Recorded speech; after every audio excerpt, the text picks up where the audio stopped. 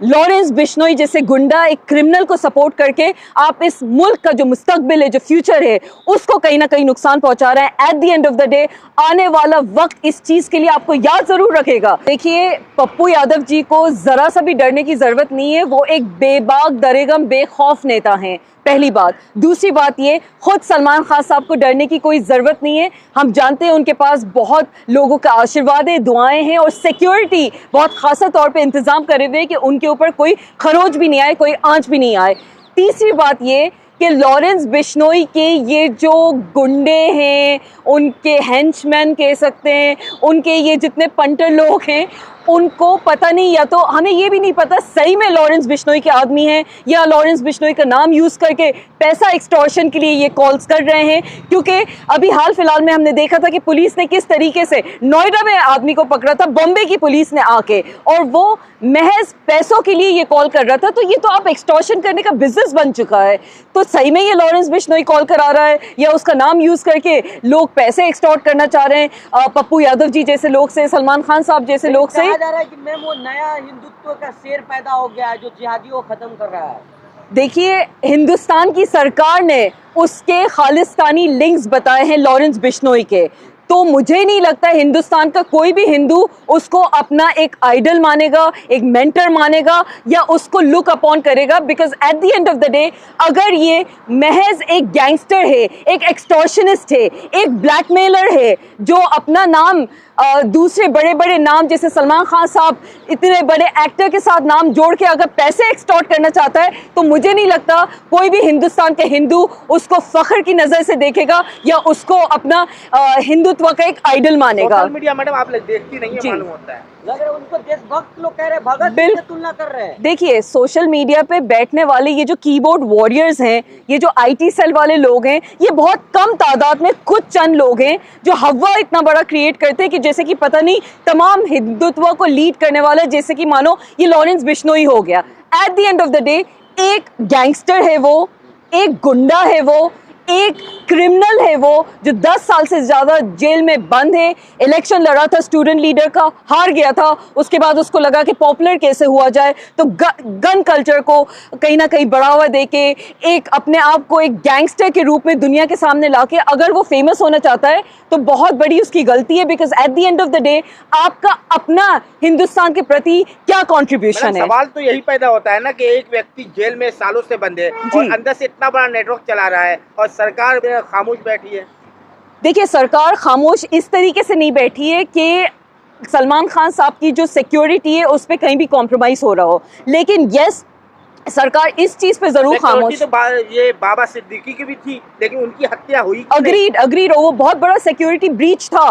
तो कहीं ना कहीं अगर सिक्योरिटी इस चीज को लेके चुप बैठी है कि ये तमाम जो ऑपरेशंस है, चाहे वो सिद्धू मूसेवाला जी की डेथ हो, चाहे बाबा सिद्दीकी साहब की डेथ हो, चाहे अब सलमान खान साहब, पप्पू यादव जी, ये तमाम बड़े बड़े, इतने बड़े ये हमारे राजनीतिक और बॉलीवुड के नाम हैं कि इनके ऊपर कहीं ना कहीं अगर इतना एकदम ओपनली निशाना साधा जा रहा है तो जाहिर सी बात है सिक्योरिटी लैप्सेस हुए हैं, सिक्योरिटी ब्रीच हुआ है। लेकिन also at the same day मैं महाराष्ट्र की जो पुलिस है उसको कहीं ना कहीं अप्रिशिएट करना चाहूंगी कि वो इस मैटर को सीरियसली ले रही है। नोएडा में बैठे हुए एक आदमी जो धमकी दे रहा है, जो ये एक्सटॉर्शन कॉल कर रहा है, उसको बॉम्बे की पुलिस आके पकड़ लेती है, तो ये बहुत अच्छी बात है। But also at the same time अगर सेंटर कहीं ना कहीं इस चीज पर चुप बैठा हुआ है, because at the end of the day ये बात भी सामने आई है कि महाराष्ट्र की पुलिस तो कह रही है कि हमें हैंड ओवर कर दो। गुजरात में क्या काम है इसका? अगर वो गुजरात की जेल में बंद से लॉरेंस बिश्नोई गुजरात की जेल में बंद है, उसका कोई सेंस नहीं होता है। सारे एक्सटॉर्शन कॉल्स बॉम्बे से कहीं ना कहीं हो रहे हैं या बॉम्बे के लिए हो रहे हैं।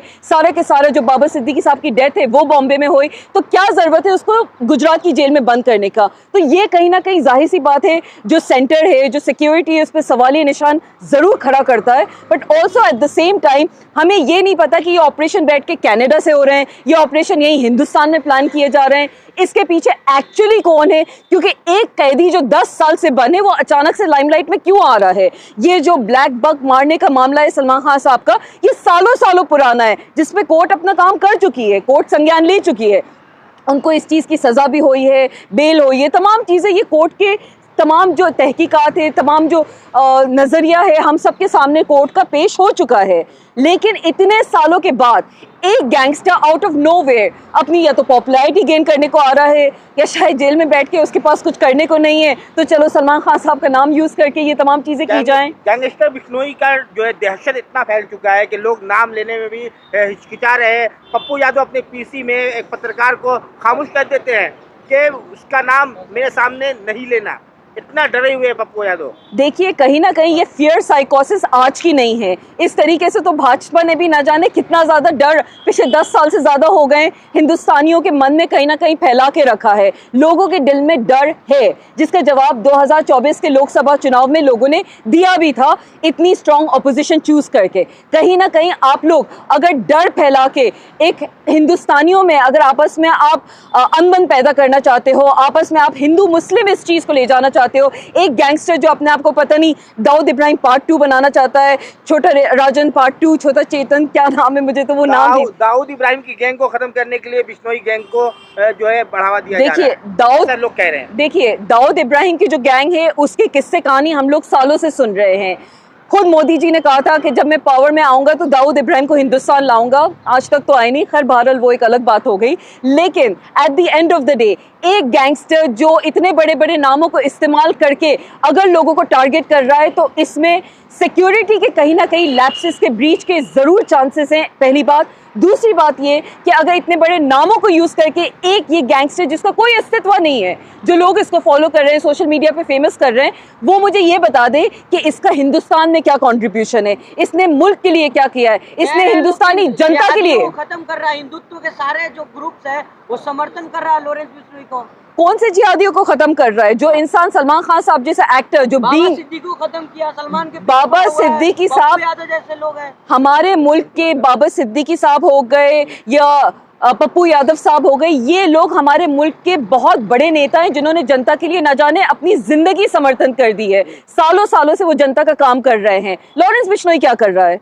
कितने उसने लोगों के कोई मुद्दे उठा लिए, उनके लिए काम कर लिया हो। सिद्धू मूसेवाला जी जिसकी इसने इतनी बेरहमी से हत्या करी थी, जिसकी जिम्मेदारी इसने उठाई थी, सिद्धू मूसेवाला जी के आप गांव जाके देखें, पूरे के पूरे गांव के लिए उस बंदे ने काम किया था। बाबा सिद्दीकी साहब के आप काम देख लें, पप्पू यादव जी का आप काम देख लें, ये तमाम ऐसे लोग हैं। और ख़ुद सलमान खान साहब जो बीइंग ह्यूमन फाउंडेशन के तहत न जाने कितने लोगों का वो रहनुमा बने हुए, सरमाया बने हुए हैं, कितने लोगों का फ्री में इलाज होता है, लोगों के मसले मसाइल हल होते हैं। और सलमान खान साहब ये नहीं देखते कि मदद मांगने वाला हिंदू है या मुसलमान है, वो सिर्फ उसकी ज़रूरत देख के उसकी मदद करते हैं। तो सलमान खान साहब सही हुए या लॉरेंस बिश्नोई जो कि एक नफरत के तहत बिना किसी वजह के सिर्फ एक एक्सटॉर्शनिस्ट है, वो क्रिमिनल है। अगर वाकई में उसको बिश्नोई समाज का रिप्रेजेंटेशन करना होता या ब्लैक बक मारने की वजह से अपना सो कॉल गुस्सा उतारना होता, तो पैसे क्यों मांग रहा है वो? माफी मांग लेना। सलमान खान माफी क्यों नहीं मांग रहे हैं? देखिए, सलमान खान साहब के ऊपर उन्होंने जो गलती करी थी उस पर कोर्ट ने संज्ञान लिया था, कोर्ट ने अपनी तहकीकात करी थी, कोर्ट ने सजा दी थी। ये होता कौन है माफी डिमांड करने वाला? इसकी इस चीज में अस्तित्व क्या है? इसकी पूरे इस केस में रोल क्या है? पैसे मांगने के लिए एक एक्सटॉर्शन का जरिया उसको मिल गया है। और उसको पता है बाबा सिद्दीकी साहब को मौत के घाट उतारने के बाद जब ज़ीशान सिद्दीकी साहब पे वो जो थ्रेट कॉल्स आया था, जिसके लिए पुलिस बॉम्बे पुलिस नोएडा से उस लड़के को पकड़ के ले गई है, अभी वो भी मामला सामने नहीं आया है कि वो सही में लॉरेंस बिश्नोई का आदमी है या लॉरेंस बिश्नोई का महज नाम इस्तेमाल करके पैसे लेना चाह रहा है। तो ये तमाम चीज़ें तो जो मीडिया में आ रही हैं, कहीं ना कहीं सोशल मीडिया में, ख़ास तौर से आप लोग के चैनल्स के माध्यम से मैं यूथ से ये अपील करना चाहती हूँ कि आप लोग अपने आइडल्स बाबा साहब अम्बेडकर जी को बनाइए, गांधी जी को बनाइए, नेहरू जी को बनाइए, जितने तमाम ऐसे। एक सवाल आपके लिए कि जहां लोग डर रहे हैं बिश्नोई, लॉरेंस बिश्नोई का नाम लेते हुए भी, वहीं आप बेबाकी से लॉरेंस बिश्नोई को जो है जवाब दे रही है और खुला चैलेंज भी कर रही है, तो आखिर ये हिम्मत कहाँ से आपको मिल रहा है? देखिए, लॉरेंस बिश्नोई को चैलेंज करने के लिए मेरा कोई इसमें किरदार नहीं है, ना मैं उसको जानती हूँ ना मैं उसको जानना चाहती हूँ। मेरा उससे ना कोई लेना देना है और मेरे हिसाब से समाज का भी कोई लेना देना उसके साथ नहीं है। बात बेबाकी की नहीं है, बात है सच्चाई की, बात है ईमानदारी की, और बात है जो हक की बात है, जो सच की बात है, उसको जनता के सामने रखने की। बात ये कहना चाह रहे वो खुदा बनकर आया, आपको डर क्यों नहीं लग रहा है? देखिए, खुदा तो ऊपर वाला सिर्फ एक ही है, उसको हम अलग अलग रूप में ज़रूर मानते हैं, चाहे आप अल्लाह के रूप में मान लें, भगवान के रूप में उसको मान ले, क्रिश्चियन जो होते हैं वो जीसस के रूप में मानते हैं, जो गुरु नानक जी के रूप में सरदार मानते हैं। तमाम हमारे खुदाओं का मानने का तरीका और हो सकता है, लेकिन खुदा तो हम सबका एक ही है। तो सोशल मीडिया में इस वक्त तो भगवान माना जा रहा है लॉरेंस बिश्नोई को, कुछ ऐसे तबके हैं, कुछ ऐसे लोग हैं जो भगवान मान रहे हैं। मेरा ख्याल से हिंदू धर्म इतना भी कमजोर नहीं है कि एक गैंगस्टर को, एक क्रिमिनल को वो अपना भगवान मान बैठे। हिंदू धर्म के लिए आज खास तौर से एक इतना बड़ा दिन है, छोटी दीपावली का दिन है। आप लोगों के चैनल के माध्यम से मैं तमाम आपके दर्शकों को भी हैप्पी छोटी Deepavali and a very happy Diwali wish करना चाहती हूँ। ये वो फेस्टिवल है, ये वो त्यौहार है जिसमें हम बात करते हैं जीत अच्छाई की बुराई के ऊपर, हम बात करते हैं इस दुनिया को रोशन करने की, हम बात करते हैं दिया जो एक चिराग दुनिया को रोशन करता है। तो मैं लोगों से यही अपील करूंगी कि आप अपनी रोशनी एजुकेशन में ढूंढें, आप अपनी रोशनी संविधान में ढूंढें, आप अपनी रोशनी सच्चाई में ढूंढें।